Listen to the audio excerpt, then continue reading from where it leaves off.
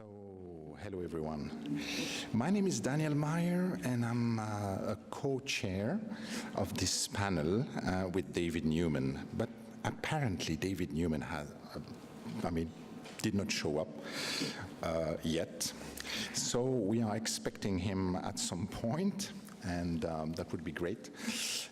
Also, there are some apparently missing panelists in this panel, which is a pity. I mean, for speaking about the Middle East. I mean, we need some people to talk about the Middle East. And so Anna Grichting she's not here. Oh, I'm afraid. Okay, she's a good friend. Sara Merabti. Ah, you're here. Oh, thank you very much. I mean, I'm so happy to see you here, because Miles is here. And Alexandra. Oh, you're here. Thank you very much. So maybe Sara, you're supposed to start, if it's fine for you. Okay. So we are going to start immediately without David Newman, but maybe he will come later. Sara Merabti is from University Paris Est, and she's going to present Governing Without Government, Border Management in Libya after the fall of Qadhafi. I'll leave you the floor.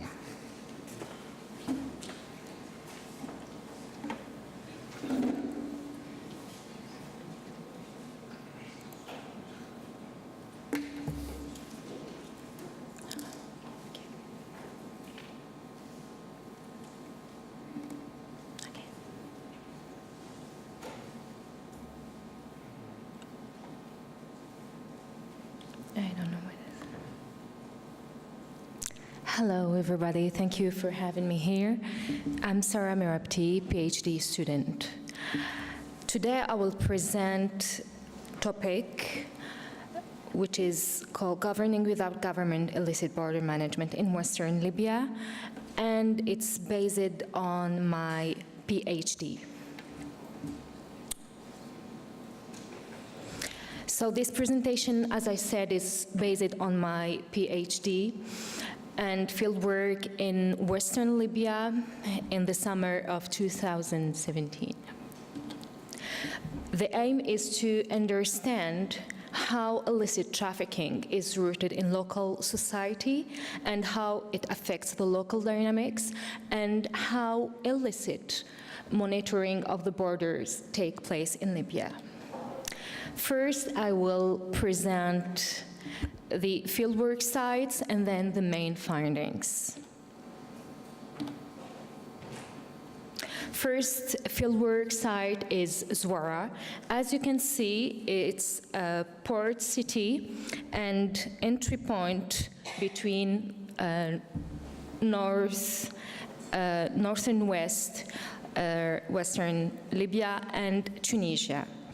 And Zwara is populated by 350 million population. They are mostly Berbers or Amazigh, and they were strongly opposed to the Qadhafi regime.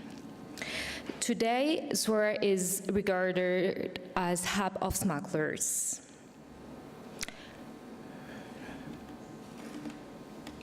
Second fieldwork site is Derj. It's a small oasis in southwestern Libya, and it's populated by 500 from different ethnic groups. You have Tuareg, Berbers, and Zintan.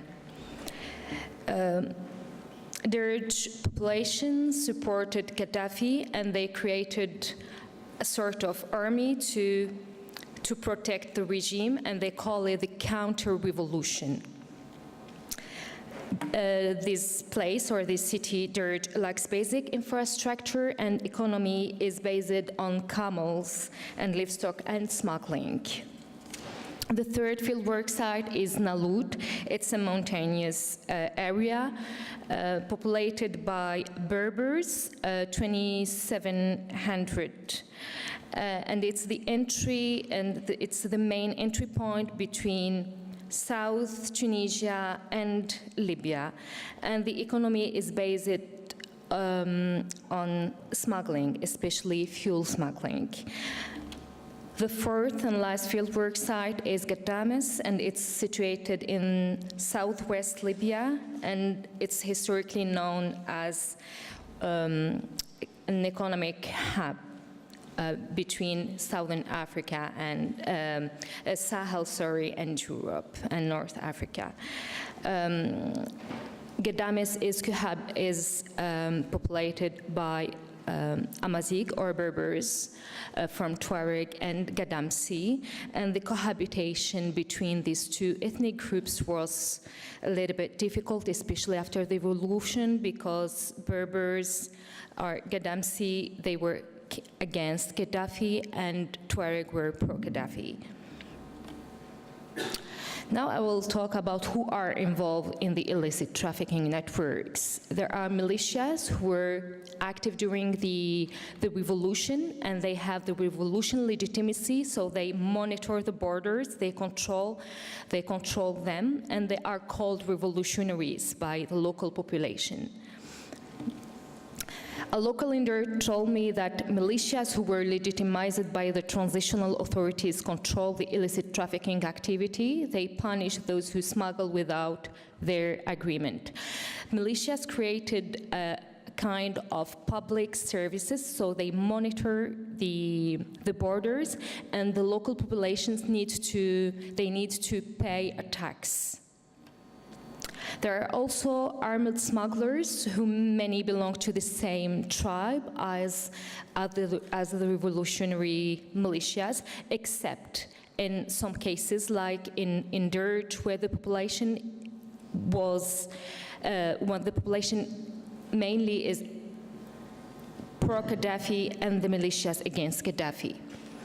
Smugglers from other tribes, as I said, can ties links with militias based only on economic interests, even if they were, during the revolution, anti or pro-Qadhafi. How do they operate on the ground? The transitional authority don't have any control of the borders, so the militias are the sole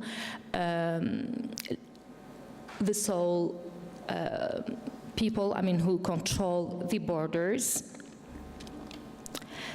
I made an interview with customs official, and he told me no officials in the transitional authority care about the situation here, and no official has made a visit to this checkpoint. And it was the main checkpoint between Libya and Tunisia. There is an easy coexistence between militias and the security officials. We always hear about this cohabitation between these two, or the integration of militias in the local institutions. But the cohabitation is so difficult between them because officials are considered as pro-Qadhafi, even if they are not pro-Qadhafi till today. The next revolutionary told me that people who work under the ancient regime have no authority, and people respect me and see me as a legitimate because I made the revolution. But, there is an exception. Smugglers or militias sometimes cooperate with officials for economic interests. Smuggler told me, I work for a security officer. He has a big business, which is illicit trafficking, and how can he ever put me in jail? It's very easy to recruit locals into the smuggling economy because the economic situation is so hard after the collapse of Qadhafi. There are no basic services, for example, education, care. Smuggler in there told me I lost everything following the revolution, the Zinten, which is militia. came to my workplace and asked me to dig a well. When I requested payment, they tortured me for days. Once I was grazing my camels when they stopped me and took them from me. They accused me of being hostile to them because I am pro-Qadhafi. I've started working for them because I have a good knowledge of the desert.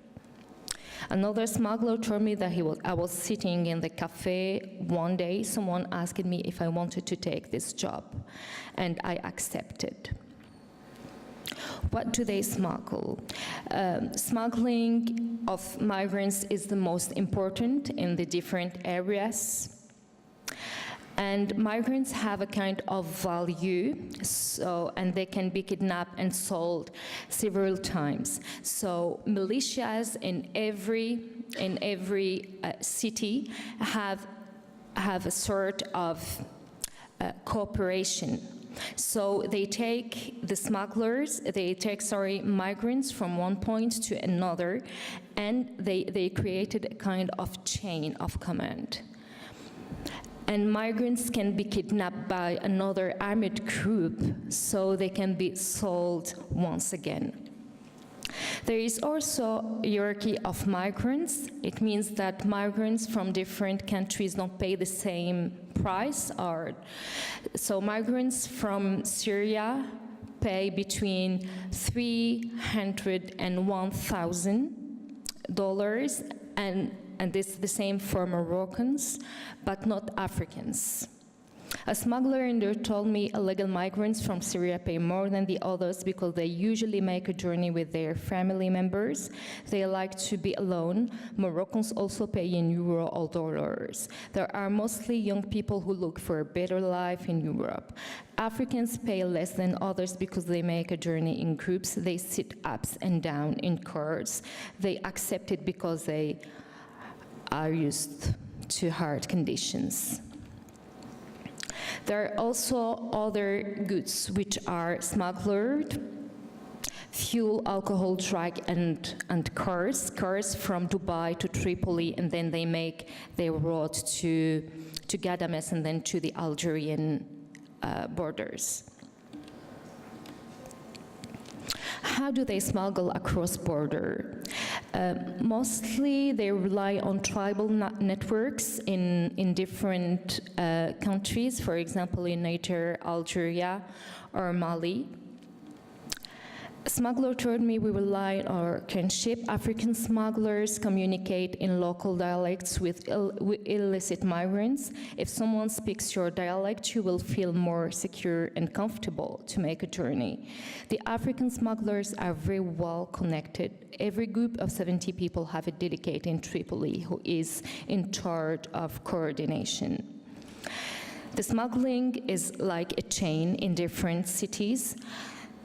As a smuggler stated, we carry migrants from the Algerian-Libyan borders to the limit of our city. We deliver them to another group who will do so with another group until the final destination, which is one of the Libyan coastal city.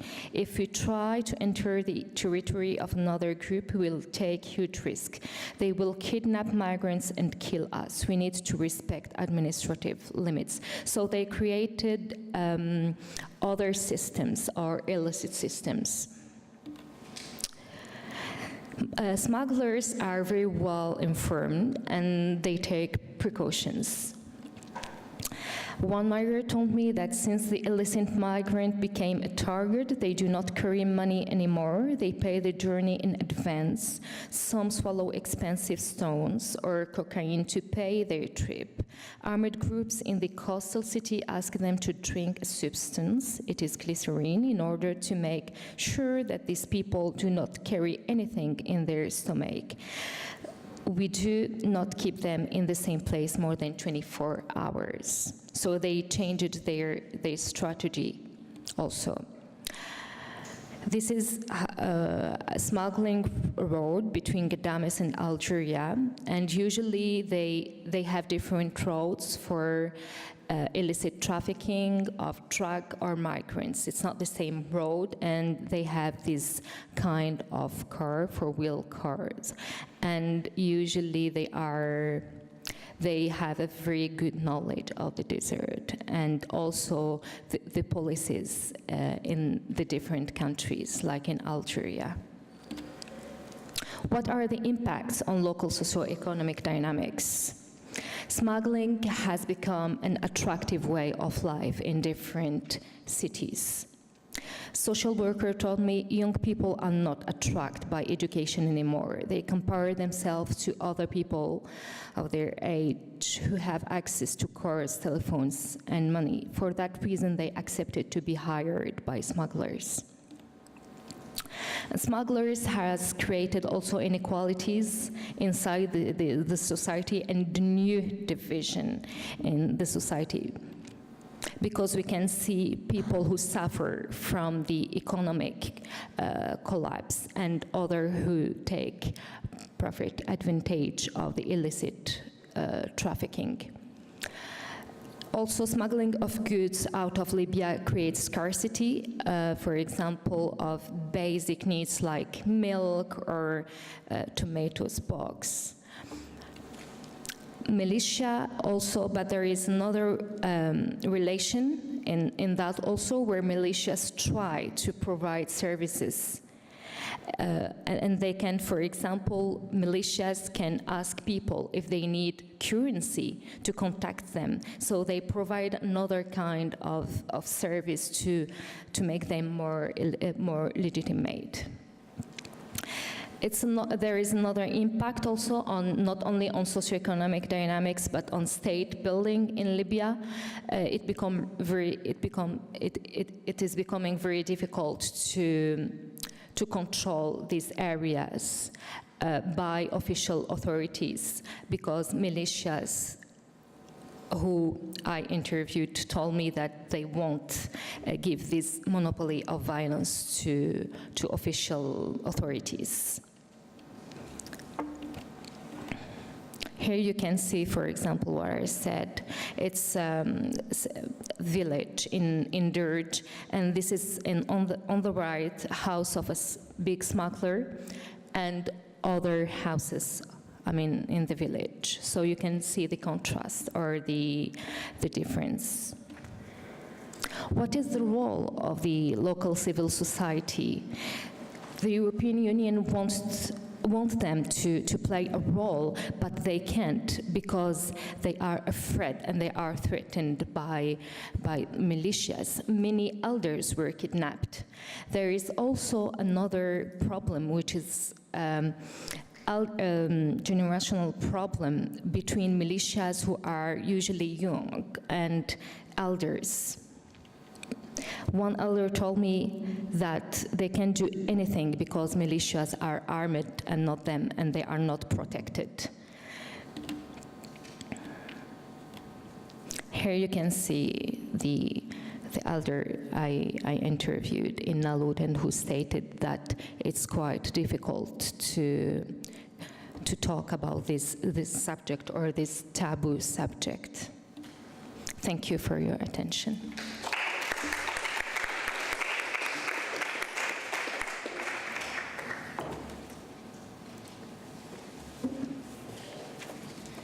Thank you very much, Sara. So I think we move to the next paper on Alexandra Rijke, and actually you did the research with Claudio Minca, if I'm not wrong, but you're presenting alone. Yes, you're okay. So you're from Wageningen University and Research, and the title of the paper is Checkpoint 300, Rethinking Checkpoint Materialities in the Occupied Palestinian Territories. Give you the floor.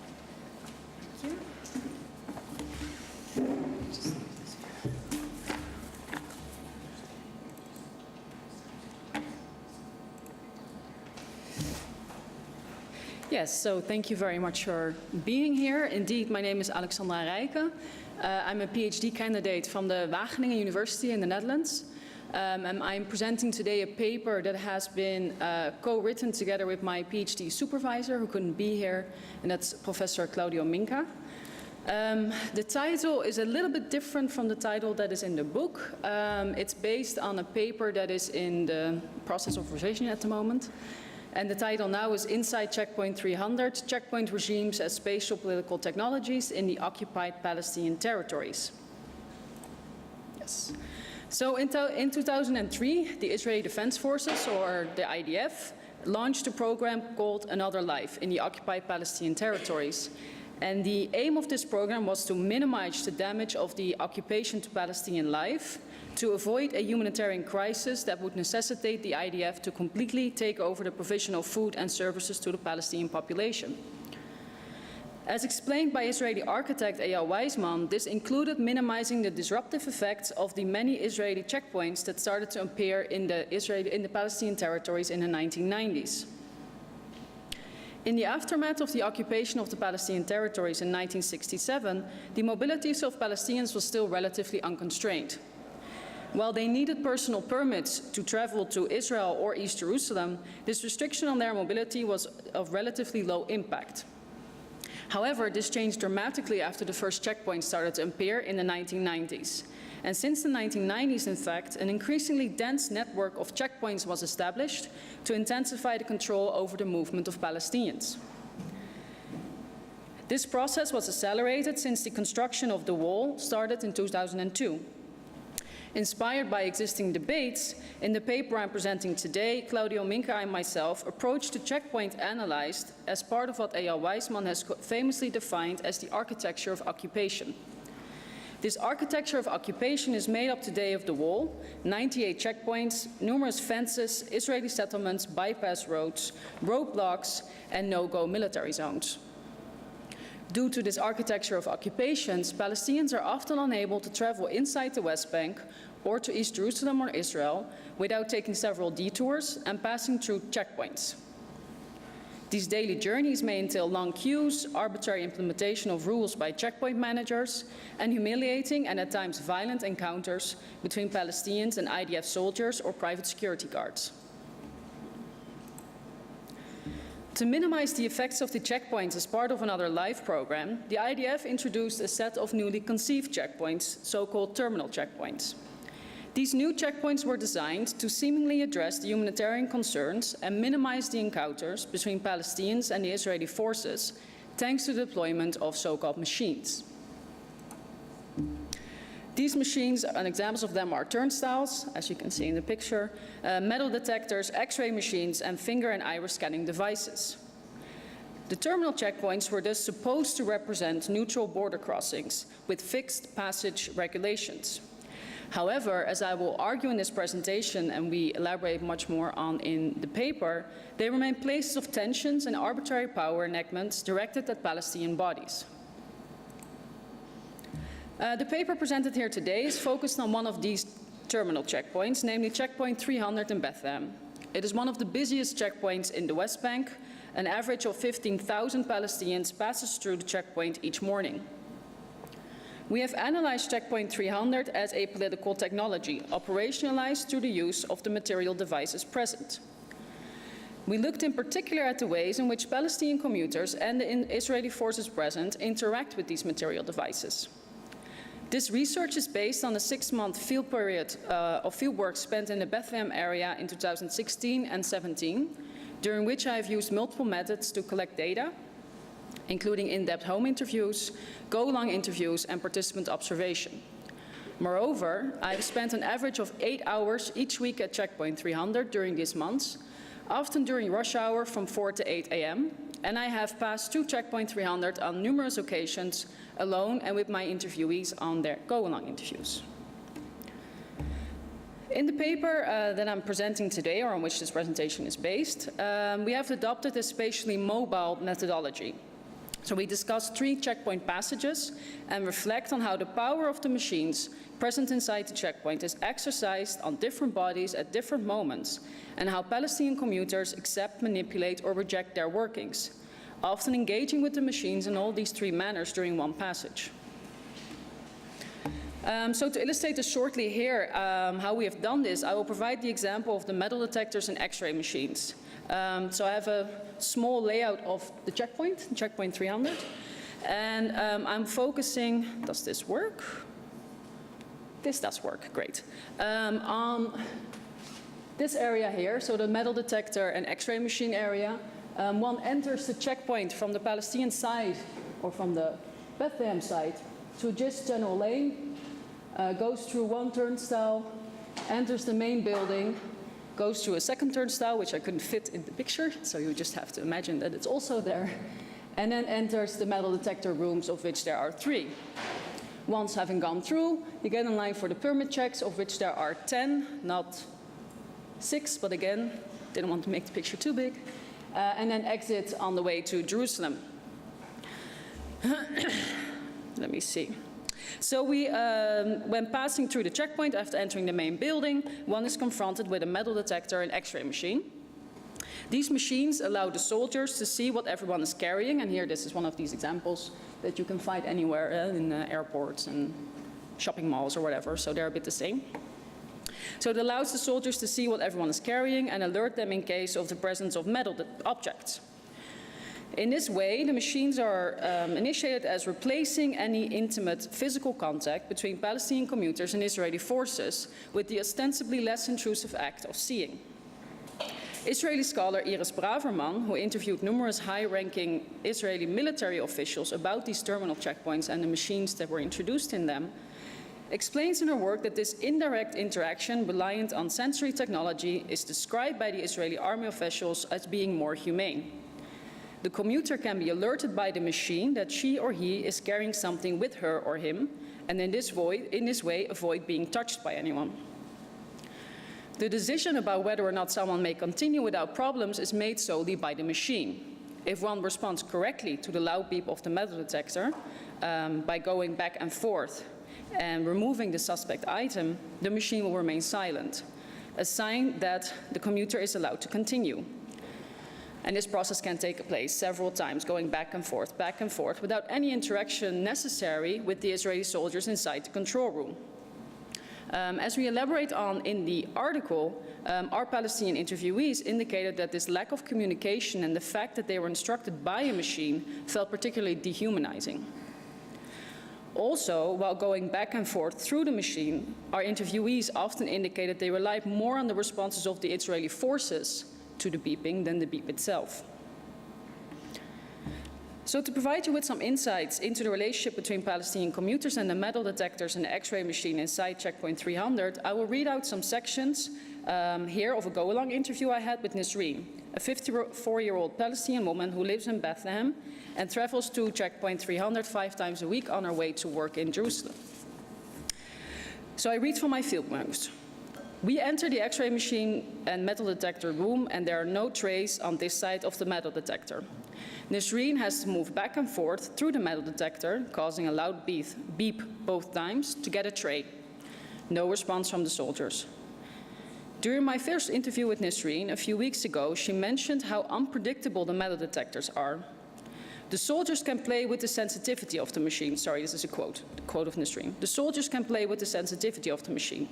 The same shoes, the same item of jewelry, sometimes they beep and sometimes not. End of quote. While she felt that the level of sensitivity of the metal detector was higher during periods of increased tension between Israelis and Palestinians, she also indicated that often there seemed to be no specific reason for the increase in sensitivity. Again, a quote, "This is the checkpoint, every day is a surprise." End of quote. So what these field notes indicate is the unpredictable workings of the metal detector and what happens when machines do not work as expected. While this does not necessarily mean that they are failing or behaving in conflict with their rationale, or even with the rationale of the checkpoint itself, since they nonetheless assess the bodies of the commuters, their unpredictability significantly affects the commuters' mobility and the daily whereabouts. One day they may pass without problems, and the next day the machine may decide otherwise. Its loud beep forcing them to move back and forth, often several times, shedding their possessions in the process to be able to pass. So when asked what she does when the machine beeps, Nisreen explains that she normally continues. And again, I quote, "I beep very often, and if he," and he here is an Israeli soldier, "doesn't tell me to turn back, I don't turn back. I don't even look at them." So here, sorry, that was too quick. So here we can see that Nisreen rejects the workings of the machine. She does not listen to the machine's decisions, but waits for the soldiers to tell her what to do. However, at times the soldiers do respond and decide that the beep of the machine matters, and consequently ask her to move back and forth until the metal detector remains silent. To avoid this, she preventively checks at home with a magnet if her clothes or jewelry could possibly activate the metal detector, avoiding these items on busy mornings or during tense periods, hence behaving as intended by the checkpoint regime. So in this, the paper that I'm presenting here today very shortly, we have analyzed Checkpoint 300 in Bethlehem as a spatial political technology by focusing in particular on the interactions between Palestinian commuters, Israeli forces, and the machines operating inside the checkpoint. Passing through a checkpoint is a daily exercise many Palestinians cannot avoid on their way to work, school, their families, or their mosque or church. Terminal checkpoints were originally introduced by the Israeli government as so-called neutral border crossings, aimed at minimizing the impact of these barriers on Palestinian life. And one way this was done, as I explained here, hopefully clearly, was through a different design and the use of several machines, such as turnstile, metal detector, X-ray machines, and finger and iris scanning devices. And the presence of these machines were supposed to increase the distance between soldiers and Palestinian commuters, and accordingly decrease the tension amongst them. However, as I've hopefully shed some light on in this presentation, Checkpoint 300 is still a place filled with tension and violence, often exercised by the machines and operations and their decisions. The passages described here, described in the paper, of which I provided a short example, show the ways in which the material agency of the machines is exercised on different bodies and in different moments. The passages highlighted the diverse ways in which Palestinians interact with, reproduce, but also challenge the workings of the machines inside Checkpoint 300, ranging from behaving as intended by the machines to trying to minimize the chance of clashing with them or even actively rejecting them. To conclude, the brutal materialities of the checkpoint regime significantly affect the daily lives and mobility of the Palestinian commuters, with the machine's deliberations marking the body of the individual subjected to their decisions, from beeping to remaining silent, from reading their biometrical identities to refusing to do so, and from the contact of the turnstile's arms to their subtle but liberatory clicking. What has emerged here by incorporating the agency of these machines in our analysis is that Checkpoint 300 is a porous barrier whose regime is produced and reproduced by an endless interplaying among Palestinian commuters, Israeli forces, and a series of technological devices. Thank you.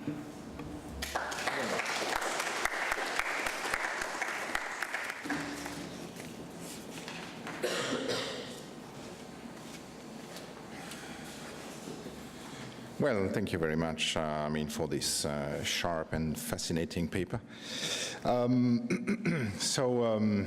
We have actually plenty of time. This is great. And I'm pretty sure that Miles William will be extremely happy to have enough time to present his paper on the divided Druze, legacies of colonial partition for an historical persecuted minority.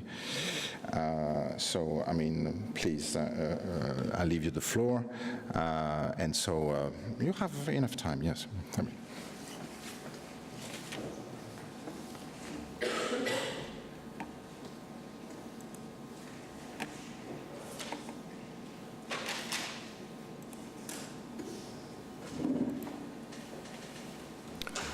Right, good morning. I can't tell if you're awake or asleep. There's no light on, so I'll just assume the best.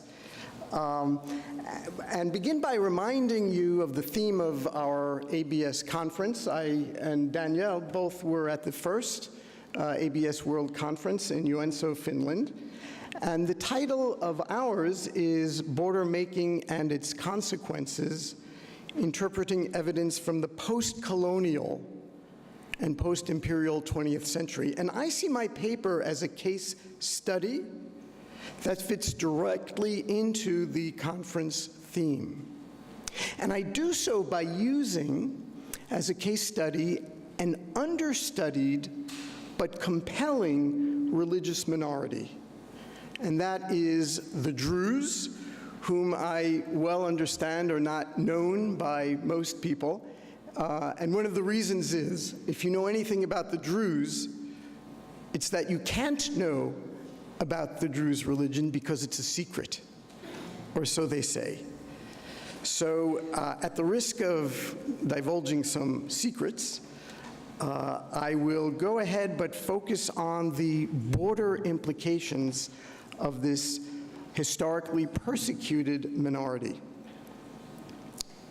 So, for most students of the regime, of the region, the expression divided Druze conjures this image from the Golan Heights, occupied by Israel since 1967.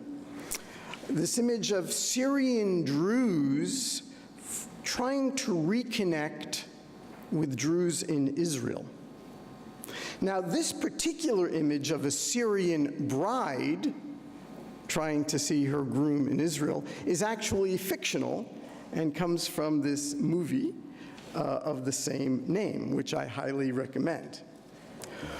But here are some real images beginning in 1967, when the Golan Heights were captured by Israel, into more recent times.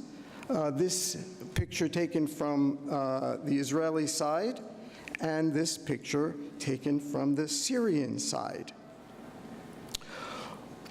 But I wish to put the notion of the divided Druze into a much broader, into a worldwide context of the legacies of colonial partition for indigenous peoples separated into adjoining French and British colonies.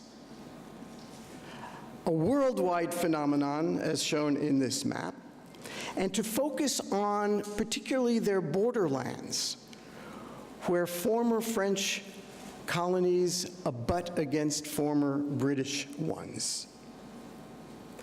Now, 3 cases where I have already conducted research and published are maritime. This example in the West Indies,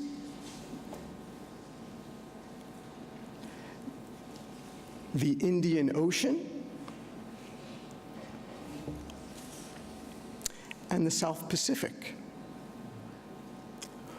One case study I've looked at is riverine, that is the Mekong River separating formerly British Burma from former French Indochina, and particularly Laos.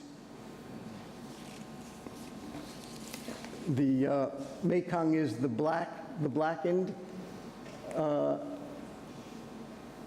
border. But I've also looked already at 2 land boundaries, one in India and the other in West Africa.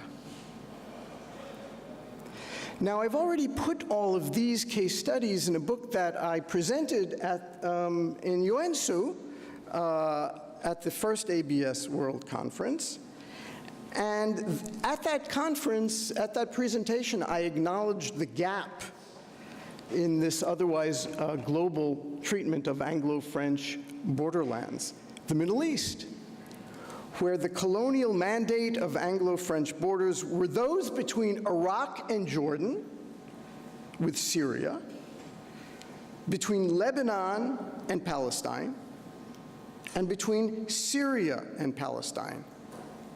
So this paper is my attempt to fill that gap, and it's based on 6 months of field work along the Lebanese-Israeli border, but for political reasons, only on one side of that border, which is why I didn't include it in Scars of Partition. Anyway, the basic question is, do the conclusions of Scars of Partition hold up in this Middle Eastern example? A perspective coming from political psychology. A conclusion coming from colonial historiography.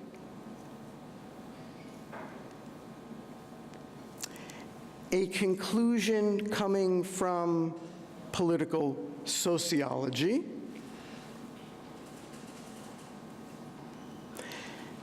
and my fourth conclusion comes from the sociology of religion, in which I argue that for every religion, the practice or the contours of that faith are shaped by the different countries in which those religions are represented and are practiced. So, my conclusion is, in the Middle East, yes. Same set of conclusions. And I could stop there, although I have a lot more material. But in case you have to leave, that is actually where I'm heading. By taking the case of the Druze, who were, by French-British colonial partition, divided again into two former French and two former British holdings, taking over from the Ottoman Empire, and most famously being divided, or I should say redivided, by the Sykes-Picot Treaty of 1916. Mark Sykes represented the United Kingdom, and Georges Picot representing France, in which they blithely decided to divide the Middle East in the way that you see now. And I like this particular color map, and contrast it soon with the result of a less known but more important conference, the San Remo one, which actually determined how the Sykes-Picot Agreement would be territorially implemented. And these are the two maps that really are at the heart of what I want to say. That the Sykes-Picot Treaty generally divided the Francophone Middle East from the Anglophone Middle East, but the San Remo Conference is the one that made those boundaries more specific and wound up dividing the Druze in a particular way. So now I shift to the question, were the Druze better impacted by being under French or British colonial rule? And in order to answer this question, I'm going to focus on one individual, Sultan al-Atrash, who was in what is today called Syria under the French, but could not stand the French, and launched a rebellion known as the Druze Rebellion between 1925 and 1927. Eventually, he was captured and exiled into British territory, where he learned to appreciate British colonial rule much more than French colonial rule. And throughout the Middle East, you'll see these statues of him today. A hero of the Druze in his fight against the French. So this is the map of contemporary Druze land, if I can say. And just to give you a few demographics, the Druze exist mostly in Syria, 600 to 700,000, which is about 3% of the national population of Syria. But 43% of all the Druze in the world live there. And we'll go to the Civil War later in my presentation and how the current Civil War impacts the Druze. Second is Lebanon, where the Druze represent 6% of the national population, but 40% of Druze around the world. And they're mostly in the Shuf Mountains and a religious concentration in Hasbaya. The third concentration of Druze is in Israel, where they are less than 2% of the Israeli population, and only 8% of all Druze worldwide. Jordan is a fourth area where the Druze are represented, but they're actually a spillover from Syria. So it may seem counterintuitive, but I'm going to say something about military, the role of the Druze in the military and their religion at the same time.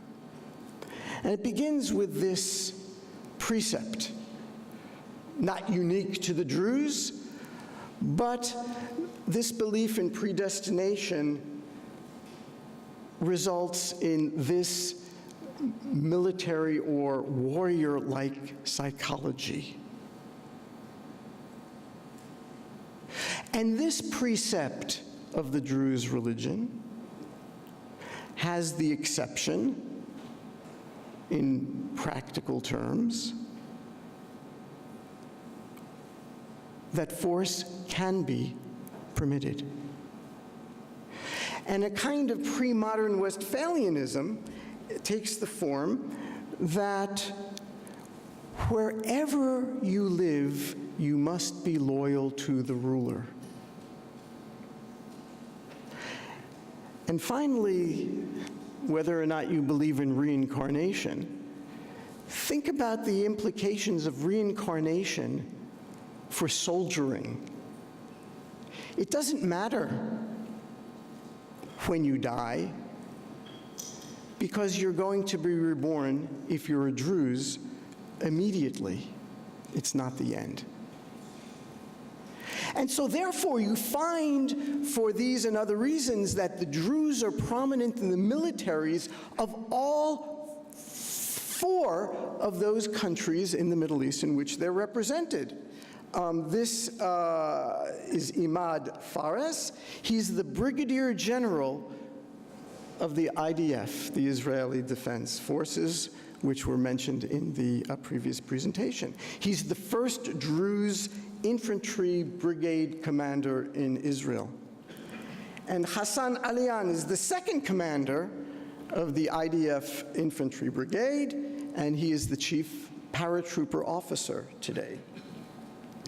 Major General Yusuf Mishle is the coordinator of government activities in the region that was just presented, checkpoint 360, in other words, in the occupied territories in the 2000s, really crystallizing the ambivalent position of the Druze in Israel, who are a bridge between the Israeli government, which they serve, and the Arab-speaking population, which they help to govern in the occupied territories.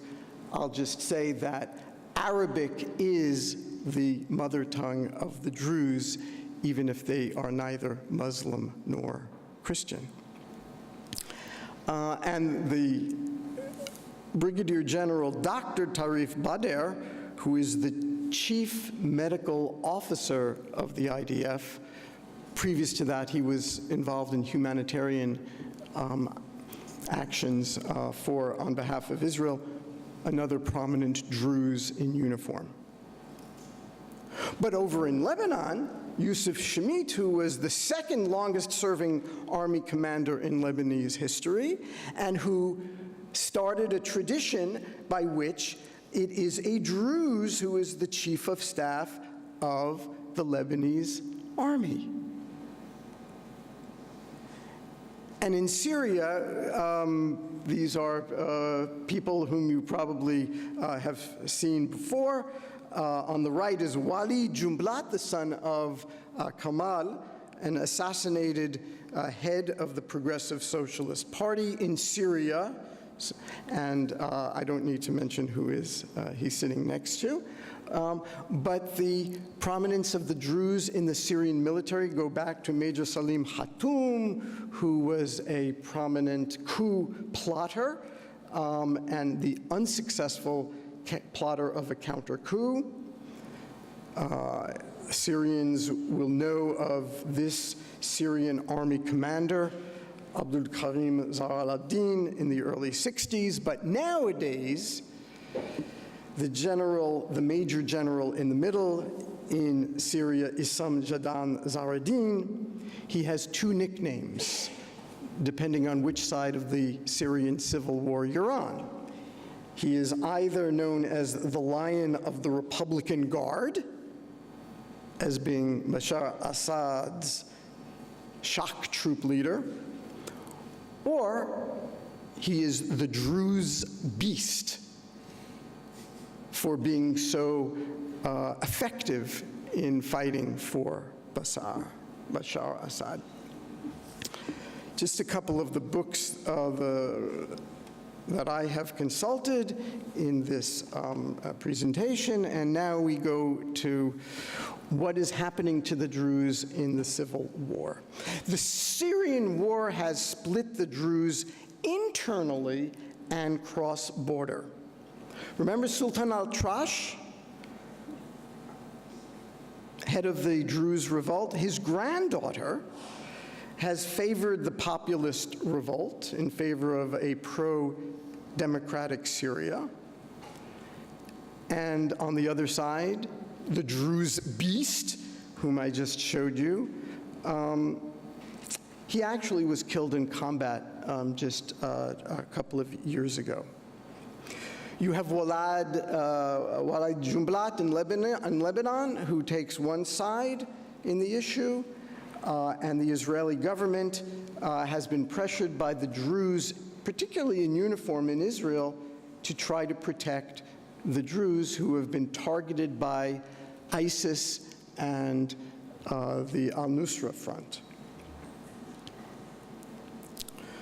So here are just a few images from my own fieldwork site where I've been studying the Druze on the Israeli side, along the border and in the borderland.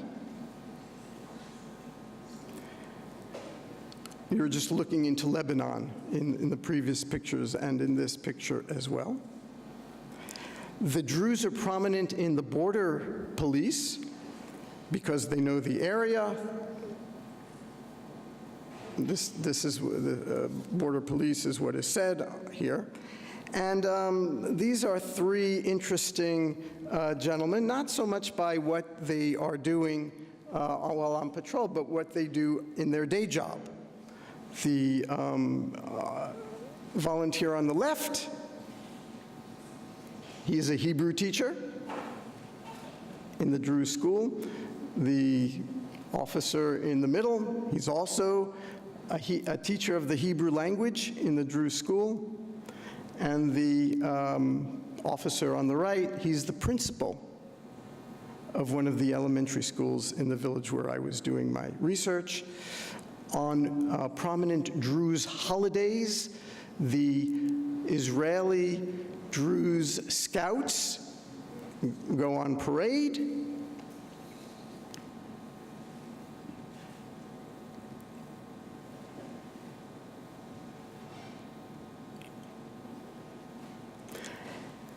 And you have what I call Druze Zionists, this particular martial arts instructor who proudly, if you can see his arms, and now you can better see his arms, has tattooed the symbols both of the Druze people in the middle, the Magen David, the Star of David, as you see on the left, and I don't have to explain about the yin-yang on the right-hand side.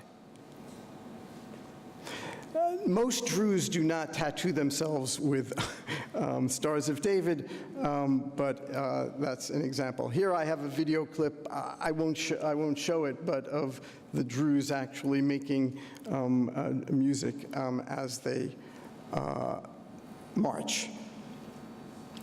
So my final words is that a British mandate over all of Palestine following the First World War was preordained neither by God nor by history.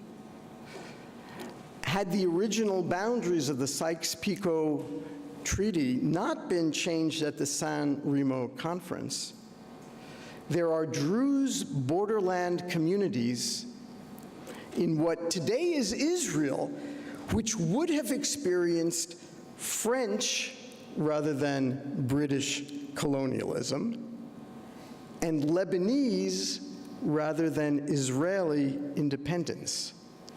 That would have taken us 100 years already. So think of those highly decorated Israeli officers, Druze officers, whom I introduced you to earlier, who are from the Upper Galilee of Israel. Had colonial contingency been different, they would be from villages attributed not to Israel, but to Lebanon. They would be in a completely different mindset, a different psychology, obviously different loyalties, and what goes for them goes for their families and for their communities.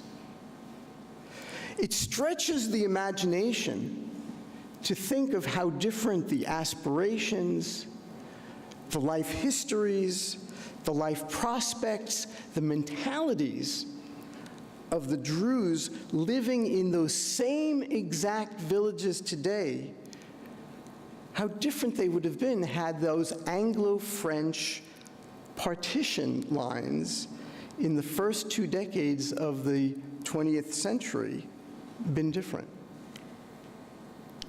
And so, and with this I conclude, to understand the divided Druze today, one must appreciate the Anglo-French partition of the Middle East, its contemporary aftermath, and the theology of this exceptionally loyal people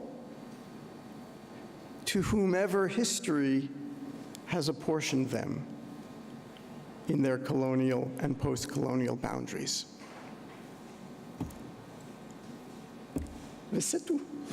Thank you very much.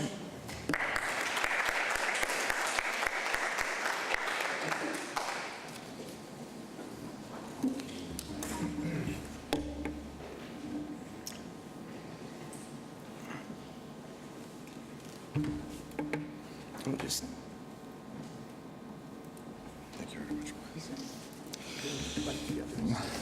Yeah, that's an excellent idea. Yeah, Mais is just suggesting to that the panelists would gather here. Unfortunately, there is only one chair. There are other chairs over there. Okay, wonderful. And so,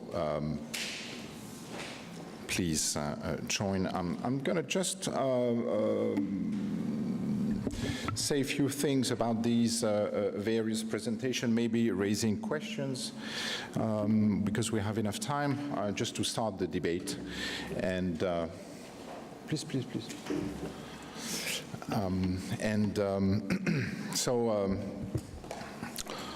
First of all, thank you for being here.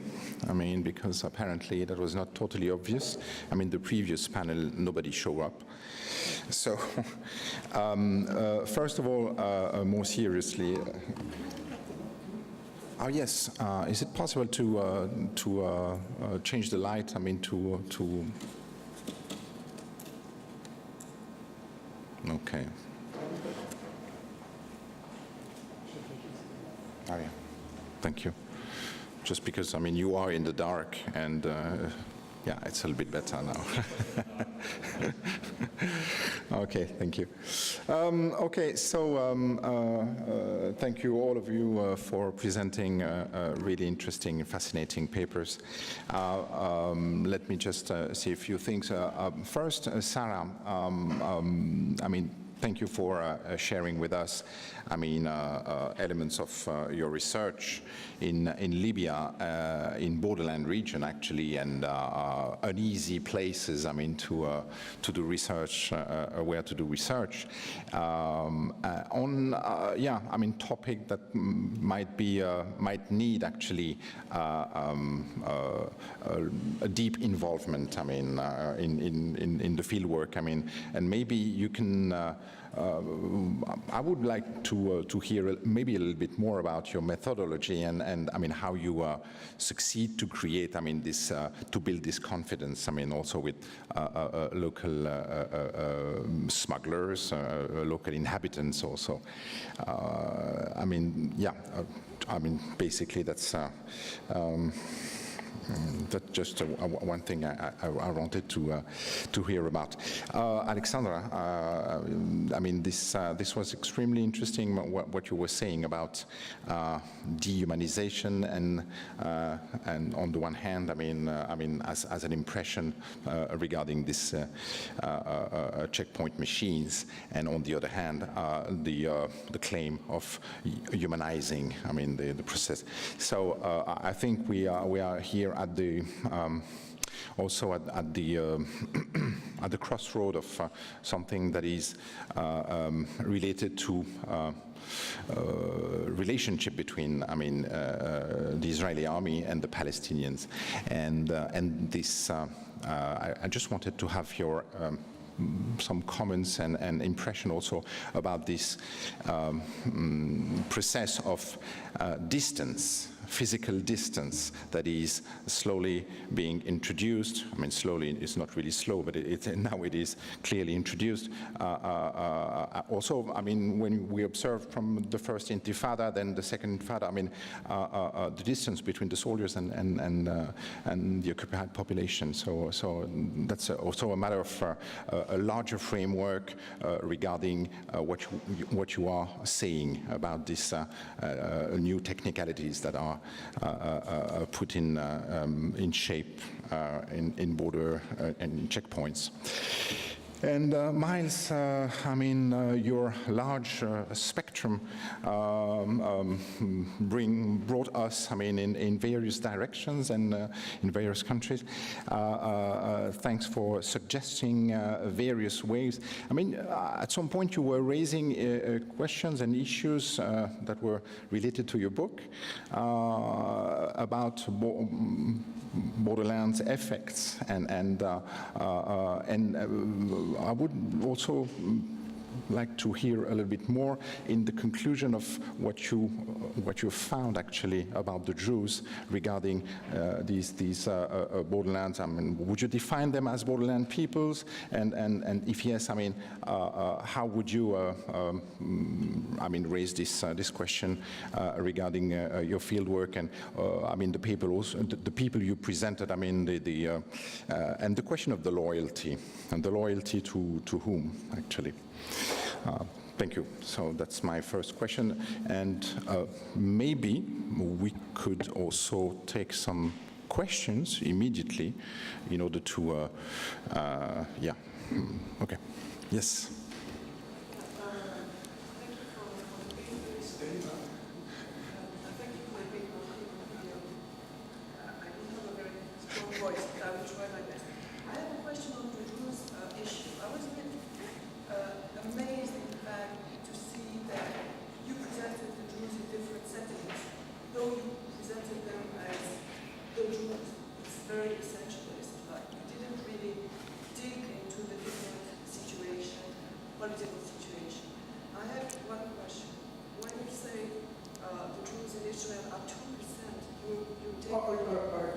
When you say the Druze in Israel are 2% of the population, are you taking into account the Druze of the Golden Heights, also the Syrian Druze, or just like the one that we call the Israeli Druze? And you know, you're presenting this community as very unified, but it's very diverse, and you have very kind of diverse inner conflict in the Jewish community, which is within the borders of Israel, meaning the Syrian ones and the Israeli ones. And especially with the war in Syria, you have even more conflicting perspectives on the role of Israel towards Syria, and then on the role of the army, people within the army, people that are not within the army. You have traditional religious leaders, and you have also other people that have different kind of perspective. And I would really like to have your take on that, on, you know, like a sociologist, you know, and to give us some information about these communities, how they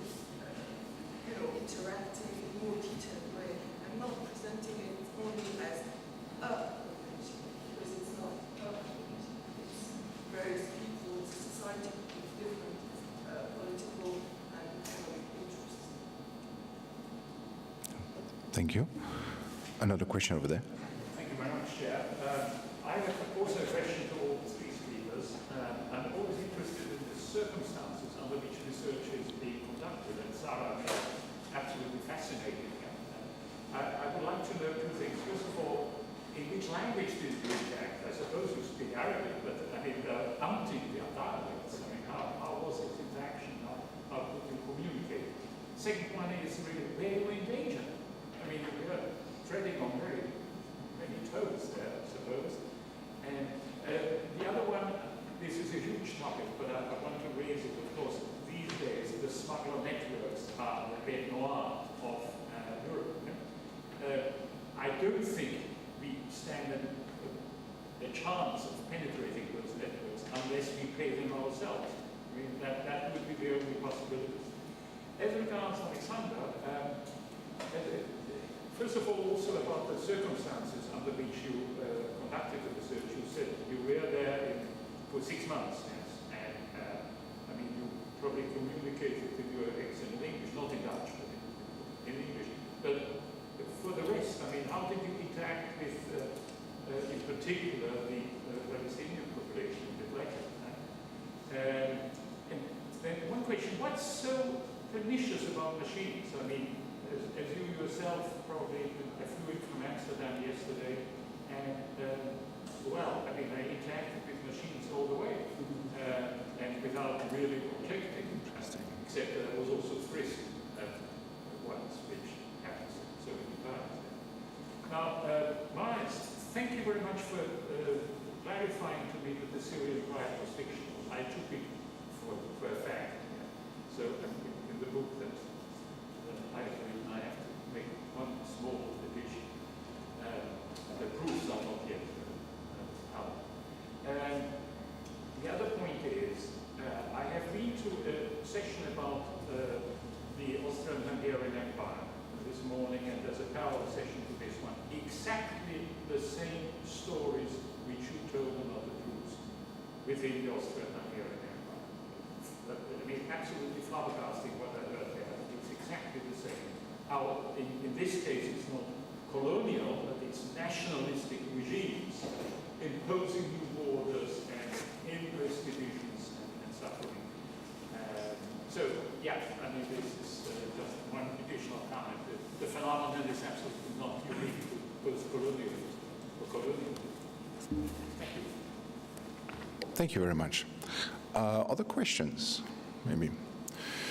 So I suggest that the speakers can use this microphone. I mean, it's a little bit better. So I leave you the floor. Maybe, Sara, you start?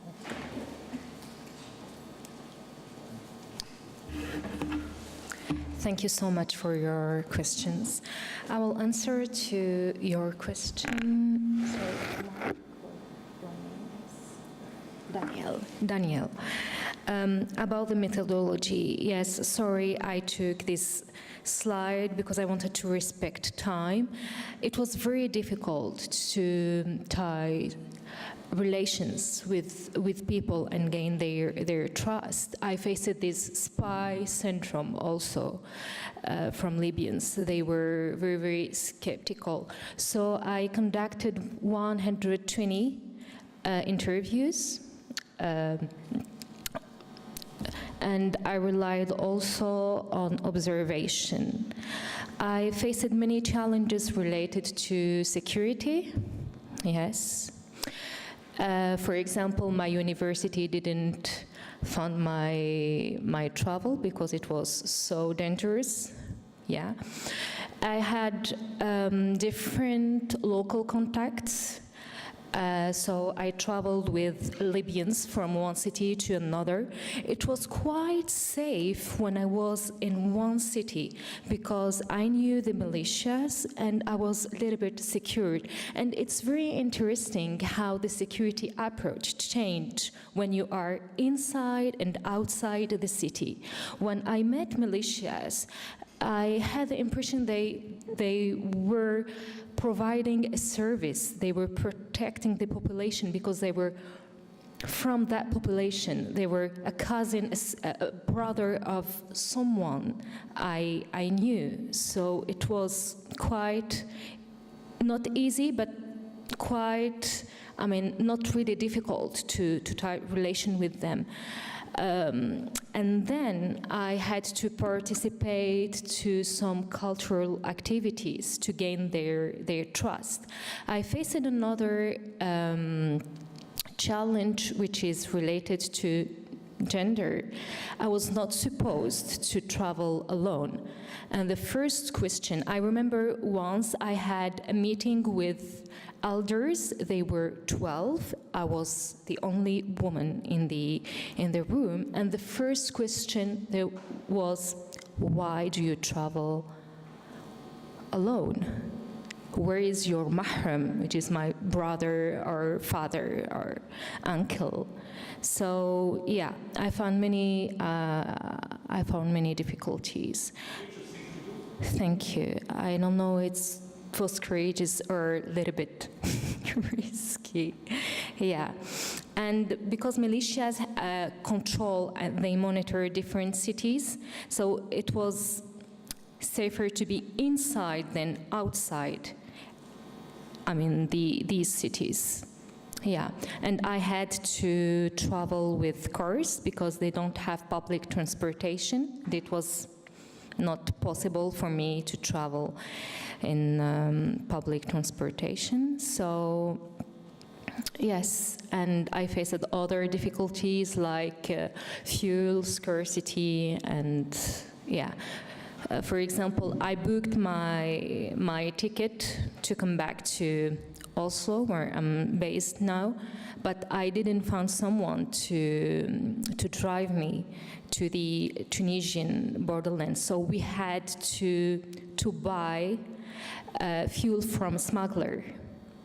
Yeah, double price in order to, and the person is a member of local municipality. And he knew the smuggler in person, yes. Yeah, sorry, the language, I speak Libyan dialect. I'm Algerian, yeah, and I speak the Berber dialect, which is quite different from the Libyan one, yes. Thank you.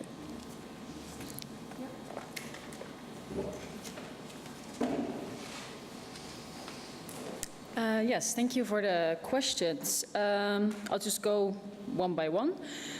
So first of all, my ideas about this physical distance that is introduced between soldiers or Israeli forces, because it's not just soldiers, it's also private security guards at the checkpoints. I didn't discuss this now, but it is an interesting issue. Based on what I can say, based on my own research, I would say is that it's been introduced as decreasing tension. But in the end, I think it's experienced as extremely dehumanizing by Palestinians.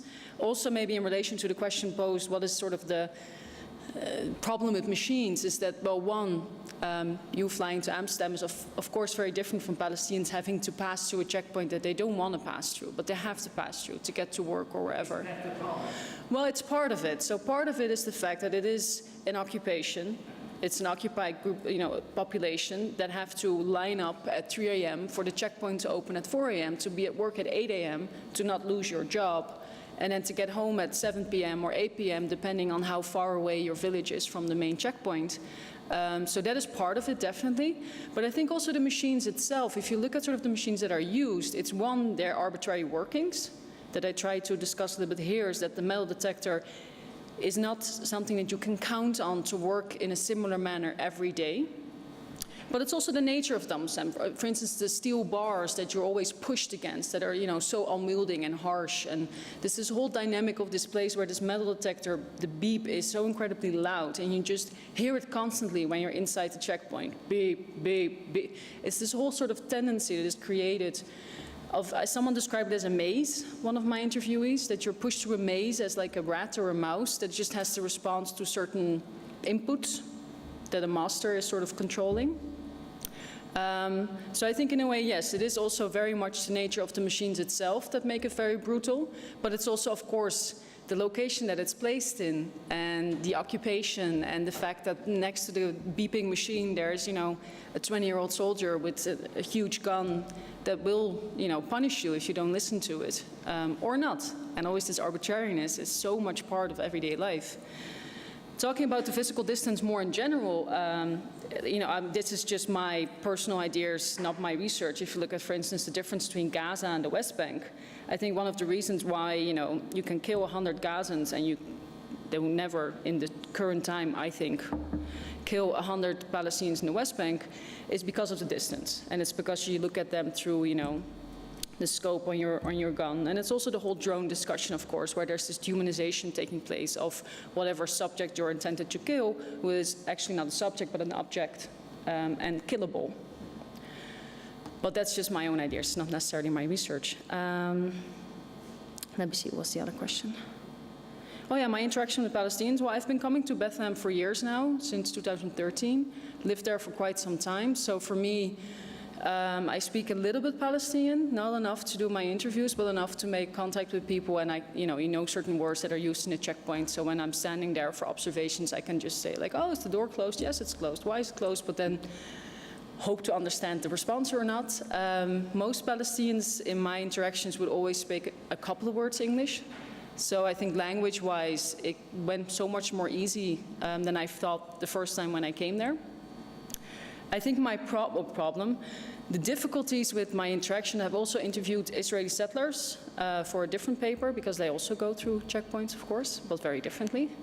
But also in my interaction with the soldiers and the private security guard inside the checkpoint. So it was part of the interaction with the Israelis, what's much more tense and difficult for me because I really didn't want them to really know that I was a researcher, this sort of everyday soldiers there, because I was afraid I would get kicked out. So, and there was always this weird dynamic of, you know, like I said, a 19-year-old with a big gun, that if I would be talking to the wrong person, they could aim the gun at me and tell me to go away, which happened a couple of times. So that's, I think, a very different interaction than with Palestinians, which, you know, I mean, I've lived there for quite a long time and close friends. And at some point, I mean, I know Bethlehem is a city, but Bethlehem in a way is also a town. And yes, there are many white people, but not many white people who keep returning. So at some point, people knew me.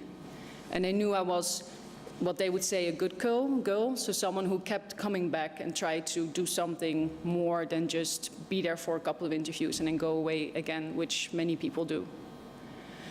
So there was also part of the reputation. I think also you said you had to do certain rituals.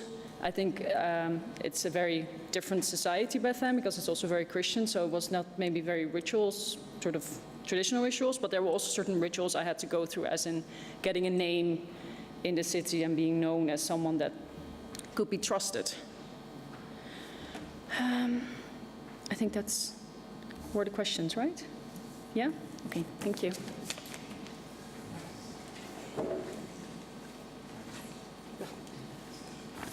So thank you all for questions and feedback. Danielle, our chair, are the Druze a borderland people? Oh, there definitely are a borderland people. And how are they, to whom are they loyal as borderland people? So the first thing is to re-emphasize that the Druze, according to their religion and according to politics and history, are loyal to the regime under whom they reside.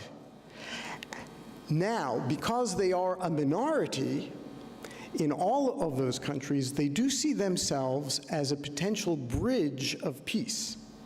That's particularly the case between Israel and the Palestinians, because who better can make the case that there can be coexistence than Druze Arabophones who are loyal to the state of Israel and believe that the current status quo is not tenable. In terms of being a borderland people and believing in the Druze faith, I have to go back to this issue of reincarnation. And this is the subject of a paper that Asher Kaufman gave at the first ABS World Conference, in which he focused on the period between 1982 and 2000, in which Israel controlled a swath of southern Lebanon. And Israelis, particularly soldiers, were able to cross back and forth. And one thing that happened is that, and I've seen this, I've witnessed this too, where a Druze, a young Druze, even a child, will have this image, this flash of his or her prior life. And according to the Druze, any Druze can go and find his former life's family and introduce himself or herself and then be received. Between 1982 and 2000, Asher Kaufman has documented cases of Israeli Druze finding their Lebanese former life families and being accepted, bridging that boundary not only in a political sense, but in a very profound spiritual sense. So in that case, and that's my bridge to one of the points that I wanted to make to your question, or series of questions about the Druze and their identity. I really must have failed in conveying the sense in which the Druze are split, certainly by the Syrian civil war, that there are Druze who take the position for the Assad regime, like General Zahar al-Din, and the granddaughter of Sultan al-Atrash, who takes the opposite political vantage. And I must not have sufficiently conveyed the point that I don't believe that there is a Druze people, but there are Israeli Druze who are very different as a result of colonialism and post-colonialism, as opposed to Lebanese Druze, their identity, and Syrian Druze with their identity, and Jordanian Druze, although I didn't get into them. Because they are quite different, even though they share certain religious principles. Just one sentence from the paper in which I say that differences in outlook between Jordanian, Israeli, Lebanese, and Syrian Druze are just as great between Catholics in Slovenia, Italy, Chile, and America. So if in the oral presentation I didn't sufficiently convey how divided the Druze are in terms of loyalty, then I thank you for this opportunity to allow me to clarify that. You asked a demographic question of the between 130,000 and 150,000 Druze who are considered to live in Israel. About 40,000 of those live in the Golan Heights. And the Golan Heights do present a different level of division among the Druze than the external boundaries that I just evoked with Lebanon, Israel, Syria, and Jordan. Because there's an ambivalence. If the principle of the Druze faith is you should be loyal to the regime in which you reside, and if you are born in a place that, according to one interpretation, belongs to Syria, and according to another interpretation, belongs to Israel, to whom are you supposed to be loyal? And so the Golan Heights Druze have, in very recent years, been experiencing this conflict because traditionally in the Golan, they have tended to support Syria. But how do you support a state which is unraveling with the kind of brutality under which one of your co-religionists is called the Druze beast in the massacres that he allegedly led against other Syrians, and in a context in which now the Golan Heights has been under Israeli sovereignty longer than it has been under Syrian post-independence sovereignty,